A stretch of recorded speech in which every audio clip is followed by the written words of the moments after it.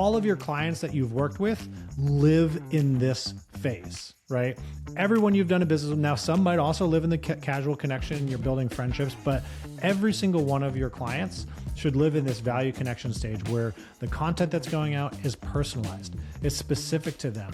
It's real estate related. Your calls and communication for them are about real estate. Hey, did you see that your neighbor's house went up on the market? It's listed at this. Just wanted you to know that. Like, do you have any questions about that? Can I help you in any way?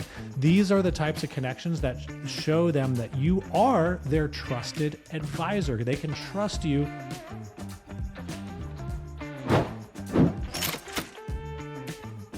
Welcome back to Life at 10 Tenths, where we inspire you to live at the pinnacle of your ability and purpose. I've got my friend, co-host, and business partner, Matt Benelli, with me today.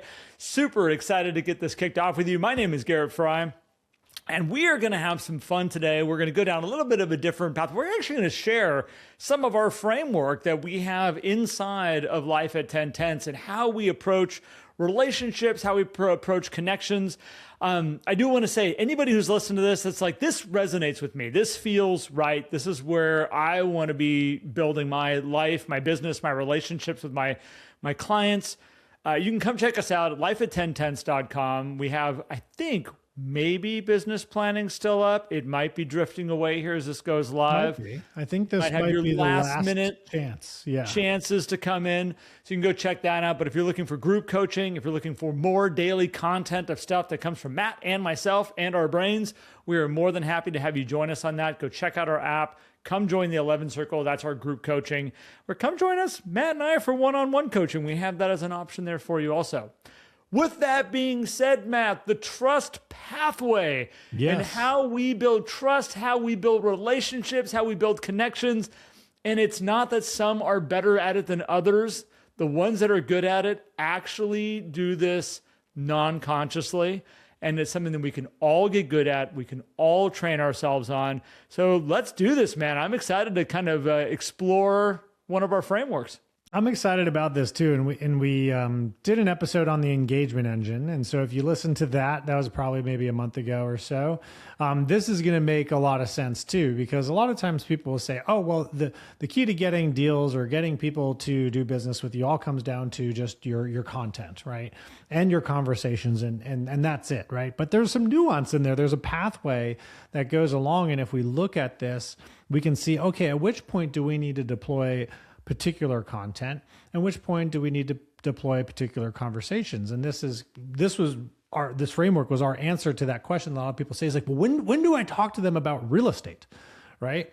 And so we came up with this trust pathway, which has 6 different stages to it. And it doesn't mean that everything goes through all these stages or that there is necessarily a beginning and permanent end. People can recycle at different points, and you can get through this very quickly as well. You can go from our left side of the trust pathway, which is discovery, all the way to a client relationship pretty quick. But what we do find, Garrett, is some people try to just make that leap. They always want to go from discovery to relationship, discovery to relationship. I'm a real estate agent. You need to buy a house. We're working together. But there are stages that come in between, and we're going to kind of walk through each stage, talk about the 2 lanes of communication that exist underneath this trust pathway, and give you guys a little insight. It's not going to be like this, step by step kind of boring thing, because you can get the whole details in the 11 Circle. We'll also share the visualization like we did with the engagement engine. I forget how we did that. Did we make people comment, or did we just put a link to it? I think we put a link to it. I will say, as we start to go down this path, Matt, you'll watch this in your business when you do a transaction with somebody, and we do a great job. The client's excited. They're excited. We're excited. Everything's been great. And we get to the end of the transaction, and we will say to the person we're coaching, like, okay, so now how are you following up with them afterwards? What are you doing to stay in touch with them now? Are you going to pick up the phone and make a phone call and check in on them? And they have this blank stare of like, but what are we going to talk? It feels weird when the real estate transaction's done. I'm like, oh, you built a relationship that only has one leg, which is this real estate transaction. And unless real estate comes back up, they have no reason to want to talk to you or need to talk to you. And then you just have this, that's my realtor. And this is what we're going to share with you, is going to allow this to you to have some direction and purpose to actually build a foundation that when you actually build this all out, you now have somebody that you can say, okay, I actually can have other conversations with them. I can build this relationship. I can grow this relationship as we move forward, because it's not just one side. It's not just a real estate leg it's standing on. So yeah, Matt, let's jump in. Yeah, let's go through this. And so we have the trust pathway, and below that we have 2 lanes of travel that, like, if you picture this like a highway or a road, there's 2 lanes. There's a content lane and there's a conversation lane. And at each stage, I want you to think about, you could start on either lane. But just like a highway where most of the exit ramps are on the right side, to move into a conversion phase, you need to go through conversation. And so all the content, no matter which stage we're in, should be directed to drive conversations, right? That's the purpose of having that content there. Maybe to keep people there, to have some awareness, keep them on the path, but also eventually to drive those conversations so we can go into conversion. But let's start with stage 1, Garrett, which is discovery, which is where, a lot of people do play in this stage. Like, hey, I want people to know who I am, right? Like, that's this first stage, is people need to know who you are and what you do. They don't know us. And so there are certain types of content and conversations that we have in this discovery phase. And for a lot of people, Garrett, this is like their general marketing, right? Yep. Or meeting new people. A lot of people think this is exclusively marketing as discovery, but no, this could be joining a local networking group, joining a run club. As you've always said, if you were going to sell real estate, there's a beer making class downtown. I am going to that each and every week and building new relationships. And that's what we do in this discovery phase. And cars and coffee. I don't drink coffee, but cars and coffee be where I'd be also. But this goes back into the book that we recently read, which was Wealthy and Well Known. And there's a conversation that they talk about in there. As I move away from the microphone, there's a conversation they talk in there about a lot of us are able to say what we do for a living. When somebody says, what do you do? But very few of us, if we were to say to them, like, who are you? That's not an easy question to answer if you were put on the spot with it. It's something that we just are not usually prepared for. And so I look at, like, when it comes to discovery, who, what, where, awareness, and then introductions we have with people. One is that I think it's good to have a space that when someone says, what do you do for a living? This is where we talk about elevator pitches and things like that. What's your one-liner thing you can say that make people go like, ooh, that's interesting. I want to know more. But it's also when you look at your social media platforms, when you look at any marketing that's going out, taglines that are involved in things that you're putting into people's hands, the quality in the content and everything from the moment they get it in their hands and they can touch it to visual ways they're going to look at it. These are all moments that make people stop and go, okay, I'm getting a sense of what this person's purpose is, what they're about. And again, when you go on to someone's LinkedIn and you go read their bio really quick, what does it say about you? How are they getting introduced to you?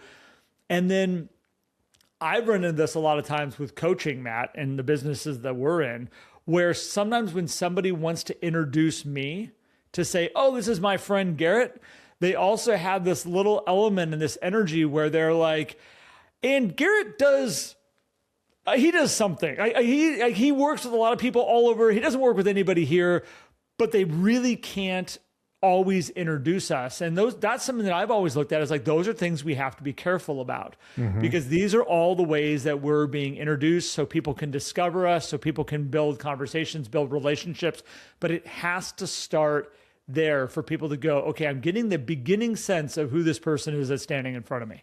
Yeah, when you know who the person is, that kind of goes to the second stage. But I also find I love like a good like one-liner about what we do and explorations and short bios and all that kind of stuff. I think that is important when you're getting introduced to people. But I also think there is this idea of like, oh, if I have the crafty one-liner, all of a sudden somebody's going to want to buy a house. Like, no, like no. If they know you're a real estate agent, and they like you and know who you are and they have a need, they're probably going to use you. Having some crafty way of talking about what you do is not all of a sudden going to get other people to buy. We need to learn about them too, which goes to stage 2, which is our familiarity. Once they know who we are, we're just starting to recognize each other. We know each other. We're starting to communicate and we're starting to learn a little bit more about each other. There's a lot of questions that go into this phase, the second phase.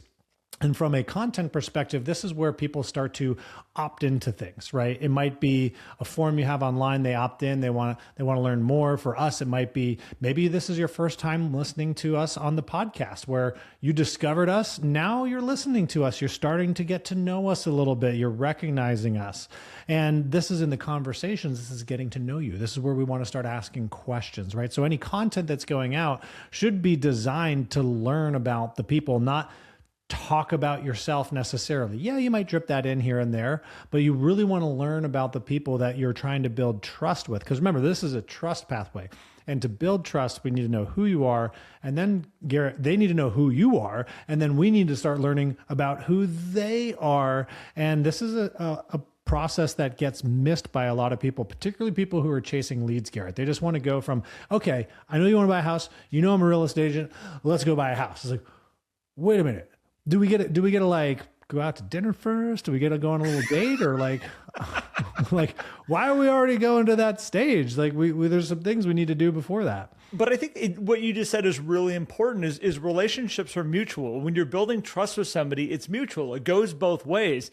And a lot of times the real estate agent is looking at it as like, how do I get them to like me? What are they doing? I got to get them to move towards me. And a lot of times you need to move towards them also. And the minute that you start to opt in or to pay attention or to ask more questions or learn more about them, that allows them to go down this path with you, allows this thing to be able to grow. And, you know, in our world of social media, it's like, well, how do I get them to like me? How do I get them to like my pages and things like this? It's like, have you bothered to go like them? Like, just out of curiosity, like, you know, hey, by the way, I'm asking them all the time for reviews and testimonials and all this stuff. Have you given them a testimonial? Have you given them a review in their world and their business and their life and what they're trying to accomplish and do? Or are you just wanting it for yourself? Yeah. It's a trust pathway. We're building a relationship. We're building trust. We're building connection. And this is where I like this getting to know, this getting to understand. And again, I'm not saying in the getting to know stage, you're going to bounce out and be like, oh, Matt Pinelli, he's incredible. And but it is a give and take. And I want you to think about this as we go down through this pathway where really strong relationships are built.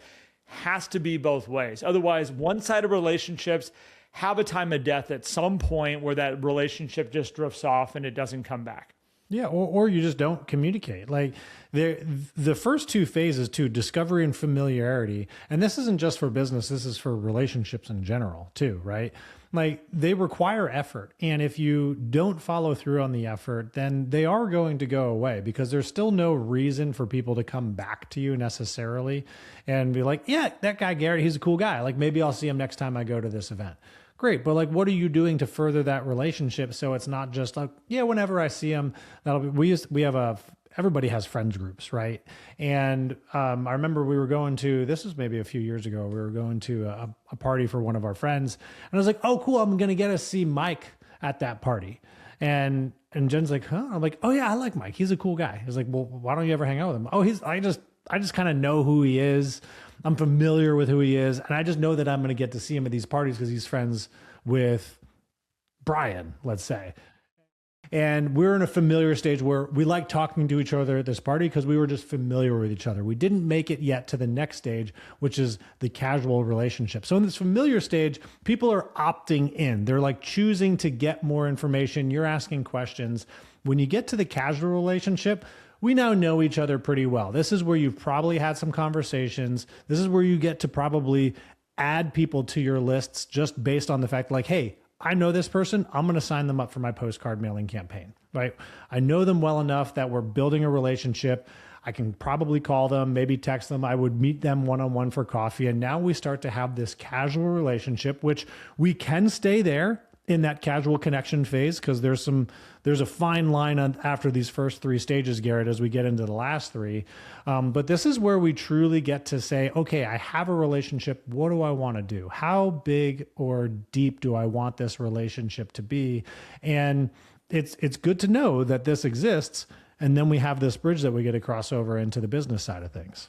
Yeah, and I think it's an interesting stage when you watch it, because again, it goes along this personal building relationship, this personal trust. And this is where, when it transfers over to the business side, when you get to cross that hurdle, basically from, like, I look at this as like from section 3 to section 4, basically casual relationships into value, actual, conversations or connections. This is where, and we just had this happen on the group coaching, Matt, when we were talking about somebody was Cindy, last name Klink. Sorry. Wow. We were talking to her and she said, oh my gosh, my business is all referral, relationship business, all this great connection with all these people. She goes, and I just took these 2 leads through the office that didn't know me. I'm having to build connection with them. I'm having to do all this stuff. And it's interesting is that, she was acknowledging that working with people that know her, like her, and trust her, and the ones that she's done the trust pathway with just kind of on her own, she goes, oh my gosh, they're so easy to work with. It's so great to work with, compared to this new one that we're now having to do the discovery and the familiarity and and trying to build some sort of connection with them. It is all based off business. It's all based off. That's the only reason we would even be talking and knowing each other right now. That it's a little bit more forced when you're having to work with a lead that comes in that you didn't know before. And this is why we encourage this, is like, this is how you should be looking at your database. This is how you should be connecting with them all the time. Because when you do that, all of a sudden when business comes up, they're not having to go like, okay, is Matt a good person? Do I like him? Do we have like personal connection? Oh, we do or we don't. They do. They're here with you. They know you. And all of a sudden when it goes into real estate, it's like, okay, Matt, what do we do? What's the next steps here? And this is where they get to start to enter into some light real estate conversations with you. And that's where we get to talk about personalized type stuff. We start getting into market impact reports. We start giving them some personal information about their real estate. Once the trust has been done, we're not trying to sell. We're not trying to coerce. We're not trying to get them to do real estate with us. We can deliver this. And because they trust us, they're open to read it and look at it and go, Matt, this is great. Thanks, man. Yeah. I think this value connection stage, Garrett, is the most crucial stage, and most people miss it because they don't want to talk about real estate. They don't want to force real estate. They're like, am I allowed to do that? It's like, yes, you've made it through the casual connection. You've had conversations about real estate with them. Maybe they've asked you just kind of what's going on in the market. Maybe they've asked you like, what do you think my home's worth? But there's no intention of selling. This is where, once they're in the value connection stage, which, by the way, all of your clients that you've worked with live in this phase, right? Everyone you've done a business with, now some might also live in the casual connection and you're building friendships, but every single one of your clients should live in this value connection stage where the content that's going out is personalized. It's specific to them. It's real estate related. Your calls and communication for them are about real estate. Hey, did you see that your neighbor's house went up on the market? It's listed at this. Just wanted you to know that. Like, do you have any questions about that? Can I help you in any way? These are the types of connections that show them that you are their trusted advisor. They can trust you to show up when real estate is in their world. And a lot of people miss this, Garrett. They don't take the opportunity to even have the conversations about real estate with people who are in this phase. And I think it's very important. Well, I think when you naturally lean into wanting to build really good relationships, the last thing we want to do is damage that by going, oh, I don't want them to feel like I'm pushy. I don't want to show up like a salesperson. I don't want to do that. So I'm just going to wait for them to come to me with questions. I'm going to wait for them to say, I want help with real estate. And that's that fine line that, again, as you just said, if you build the trust up front, if you build the connection with them, where it hasn't been built off the real estate, it hasn't been built off any of these pieces, but it's been built off their important stuff. When all of a sudden you do get a chance to say, hey, I thought you might find this helpful based off our conversation we were having the other day, or the question you had, or I do these for all of my like important people in my world, and I just thought you might like it, and I put this together for you. and let it just be information. Let them understand the value and the knowledge and the smarts that you have. And this is any business, by the way. Yeah. If you're listening to this from a real estate perspective, great. If you're a lender, think about that. What are ways I can give a little bit of stuff that makes them go like, oh, that's the value that they're able to offer. And I've always used this as an example. Maybe it only works in my head, but there's a lot of people out there that may understand that you own a tire shop. But when you're able to give little extra pieces of value and be like, hey, have you ever thought about this? All of a sudden go, wait, I didn't get it that you also help people like customize their cars, put stereos in, do all these other things. Like, I didn't realize you had all that value. I just thought you were a tire shop. A lot of times through the casual and the familiarity and all the other stuff that leads up to it, they might just hear that you're a realtor, but they don't know that you help with investing. They don't know that you can actually help with commercial. They don't know that you specialize in really high-end waterfront property. And this is where that little tidbits of value, this little tidbits of pieces that come in, make them go, ooh, that's really what they do. That's the deep stuff out there. And it's not selling and it's not pushing, but it is helping people find clarity. This is the differentiator, right? You know, going back to trying to come up with some crafty line that like gets people to want to work with you. And at the same point, just letting people know you're a real estate agent is not enough. There is a sea of real estate professionals out there.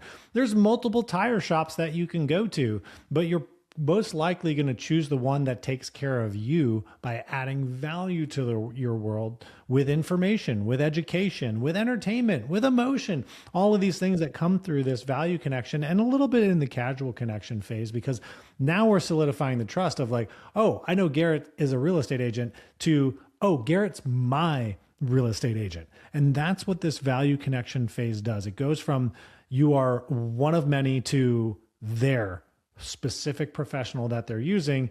And then when the hands come up and they're like, we're thinking of buying and selling, there's one more phase we got to go through, Garrett, before we get to the client relationship, which I think this is what happens with a lot of these leads. We go from discovery right to the client relationship, and we forget about qualification and onboarding. We do need to have some problem and solution conversations with these people and qualify what's actually going on here so that we can serve them properly with our process.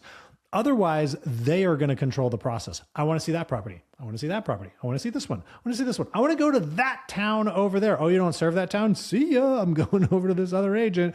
Or no, oh, now you're schlepping over an hour and a half, 2 hours away because we didn't go through this qualification and onboarding process to make sure that we have real buyers, real sellers, Garrett. Yeah. And this is, I think, where you get yourself into this trap of like, if I don't respond to them right away, they're gone. Put you on a 24-hour, 7-day a week, you're on call, making sure, because if I don't show up, if I don't answer that phone call, they're bouncing. Well, we haven't set the relationship up properly to begin with. If you do it properly, you actually get this really solid working relationship. When we go from the value connection, which we were just talking about, and sometimes Matt will watch people that go like, oh, from the value connection of me sharing information, how fast can I turn them into a client? Like I want to find out who wants to buy or sell. And the beauty of the qualification and the onboarding process is that everybody, when all of a sudden that real estate starts to come up, what is their problem and what are they trying to solve? Your number one focus you should be thinking about. What is the problem that this person's currently dealing with? What are we trying to solve for? And how can I see if I can help be that person that's going to get them from point A to point B? And you all know it when all of a sudden you can help them find clarity and you can help them see a path when all of a sudden it goes like, okay, how do we get going from here? What are the next steps? This is where you then get to launch into like, oh, we actually now have a working relationship. This is where you all know that person when you have to do a buyer's agreement and it's like, oh yeah, they're like, oh yeah, what do we sign? What is this? Like, perfect, we got it, we're in. Well, you built trust all the way along the way. It's a piece of cake to get that thing done now. And now we have that working relationship with them. If we haven't done that, you can tell when all the questions come up. Well, I'm not signing that. I don't want to be locked in right now to anybody right now. We're just kind of in this process of getting started. Well, we skip steps up front. We haven't built a quality relationship with them. And now all it is based around, you want my business. And we're not quite sure about that. Listings are the same way. You do the right process all up front. You figure out their problems, what they're trying to solve for. You built a strong relationship all the way down through these pieces. And when it comes to listing, are you interviewing any other agents? No, dude. We're using you. And that's what I find with really good referral relationship databases. It's like, when was the last time you were up against another realtor? I don't know the last time. Or you'll see the agent go, I really feel like I need to work on my listing presentation because I really haven't done one in a long time. And I will always ask, like, wait. You listed all these properties last year. And they're like, well, yeah, but that's different. Those were the people that trust me and they know me and they like me. And I didn't really have to do a full-blown listing presentation. Well, that's because all these steps were in place. Everything happened. And that when you get to that end in that client relationship, the last piece of the trust pathway, you're not having to do a whole lot of work. It is just you're my guy. This is what we're doing. How do we get this thing started? And those are wonderful business relationships. Oh, they're amazing. They're amazing. And I will issue one word of caution. Some people skip qualification and onboarding because like, oh, but this is my friend.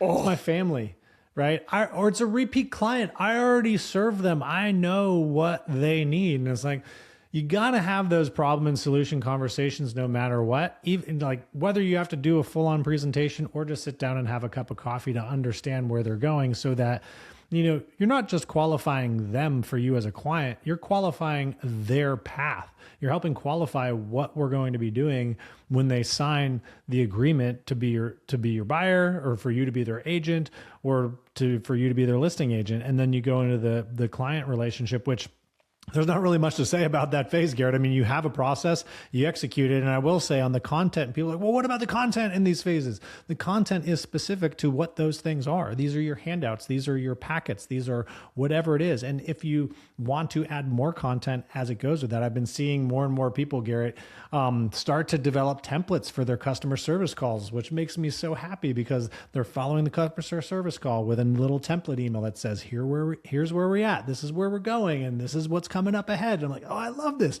That's the content that's going on there that drives more conversations with clarity so that when you are in those conversations in the buying and selling phase, we're not as confused. We have clear clients. We have trust in the relationship and we're able to get a solution. We're able to sell homes. We're able to help people move on with their lives into a better place, which is a wonderful thing. And that's why this trust pathway, it does work. Well, and this is where, Matt, we always talk about like, this is a long game. Like when I look at somebody's business and I'm coaching them, I'm always going, what's the long game? I'm not looking at how can we go and drum up 50 sales over the next 12 months. There's a lot of coaches out there that are, and they're going to be like, all right, here's what you're going to do. You're going to hit it hard. You're going to go do this stuff. And I guarantee you, we're going to find you business. Awesome. We can buy leads. We can find business. I guarantee you, I know how to do that. I just got a text message today. Someone is like, it's like, hey, Matt, I can even read it. It was just really funny because I haven't lived in New Jersey in what now, 9 years? Here it is. Where is it? Hey, Matt, it's Liz. Hey, Liz. I have sellers looking to connect with agents in Scotch Plains, which is in New Jersey. No setup, $75 vetted and guaranteed. Want info? I'm like, no, one, she's buying a bad lead source because I don't live there and I'm not licensed there anymore. But like, anyway. You should write back. How much did you pay for this lead? Because I haven't lived in. Hey, Liz, it's Matt.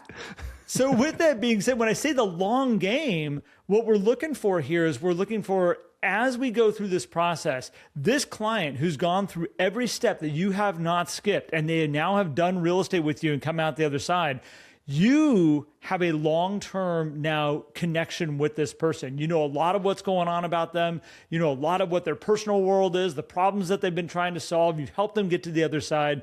You've built a trust with them of getting them and helping them get to where they want to go. Now, how many of these people do you need in your database? You start to think about this as time goes, 1 year goes, 2 years go, 3 years goes, you do more transactions and they're built on this trust pathway. Matt, what you end up with is, 50, 100 people over time that are incredible referral sources. They're the ones that will sit there and say, don't go talk to anybody else. Matt's unlike any other realtor you ever meet. He's a dear friend of mine. He's helped us with multiple transactions. go use Matt. And that's when that person calls you saying, oh my gosh, you just got a raving review from a mutual friend. You know Garrett, right? And all of a sudden you're going, oh my gosh, how long have you known Garrett for? And this trust just continues and it builds and it gets stronger every single year. And that's the beauty of it. And that's what we want you to all be paying attention with your database. It gets better and better every year, but you have to go in order. You cannot skip steps. Relationships only happen in one unique order. And yeah, encourage you to go out there and build them. I love it. And what I love about the trust pathway is it gives you clarity of your own processes, your own order, as you said. It helps you segment, okay, well, where am I deploying what type of marketing, what type of content? Where do I need to be thinking about different types of questions to be in conversation with people? This shows it out for you. You can even, if you wanted to, look at your database and say, hey, where do people live? Obviously, you don't know who lives in the discovery phase because hopefully if you already know their name, they're in familiarity. Discovery is just this thing that's out there of like, okay, I'm going to go join, Toastmasters or business networking. It's like, I don't know the people, but those groups live within my discovery phase where I'm going to go find people and meet people. So we hope you guys enjoy it. And I'm going to add in, Matt, like when you're looking at 2026 and you're wanting to build this type of business, you're wanting to build more relationships. When you look at your calendar and you look at your schedule in front of you, you should be able to look at your calendar, and you should be able to say to myself, I can see every week where I'm putting myself into an environment that's a discovery place. And if I go and I approach that space correctly, if I show up right and I get to meet and get introduced and introduce myself to others, make connections, that then leads me to the next step of the trust pathway. But you have to start it there. You can't just have a huge, awesome database of amazing people out of thin air just because we bought enough leads. You can use the leads to build the trust pathway, and that might be your way you're connected with people. But most people buy leads and they go, done with that lead, moving on to the next one. Okay, done with that lead, moving on to the next one. Kevin McCarthy, who we just were talking with on the group call, he said, I built my entire database of relationships through leads because he took the trust pathway and went naturally one step to the next. It wasn't just a done lead when it was over. It was, that is now a person in my database. I'm going to continue to build the trust. So lots of ways you can do this, but if you want to build it, always ask yourself, do I have discovery places in my time set up in my schedule? And I would encourage, if you are a lead person, use this trust pathway as leads come in. You can get them through this pathway very fast. Like it can happen very, very quickly through a handful of conversations, maybe even one conversation, but don't just try to jump from discovery to client relationship and miss the opportunity to build trust so that when the deal is done, or so that you can actually get to a deal, you have somebody who looks at you as an advisor versus just somebody who's a real estate agent who can help them write a contract. Because that's the way a lot of these leads look at the agents that they work with is, yeah, you might be a nice guy. They might like get to know you and whatever, but you're still just a means to an end for them instead of a true advisor. And this pathway will help you become that true advisor so that they can kind of circle back around and refer you to their friends and family. It's a beautiful thing. 100%. It really is. Well, guys, thanks for joining us on this. We will drop a link, just like we did for the engagement engine, in the show notes where you can click and you will be able to download a copy of what this looks like visually so that you can print it out and remind yourself, this is the path that I want to follow. And if this is out in January, which I believe this will be, you have like a couple of days to sign up for our business planning. It's an on-demand workshop, and you have all the way through the end of February to complete it if you need that much time. But just go to 10tenths.co/GPS, join us for it, and then submit your business plan and join us for our quarterly workshops. Totally complimentary as a gift for completing a business plan throughout the rest of this year. We have 3 more of them to go. They are amazing. And if you guys are just here for the podcast, we still love you too. We appreciate you guys listening. The best thing you can do for us if you want to support us is share this out, or maybe go grab a subscription to our Inside Track. It's $10 a month and you get bonus content in there, mindset videos every week from myself and Garrett. You get other prompts and posts that go on there through the week to keep you primed and ready to go with our daily ignition framework. So we hope that you guys join us there.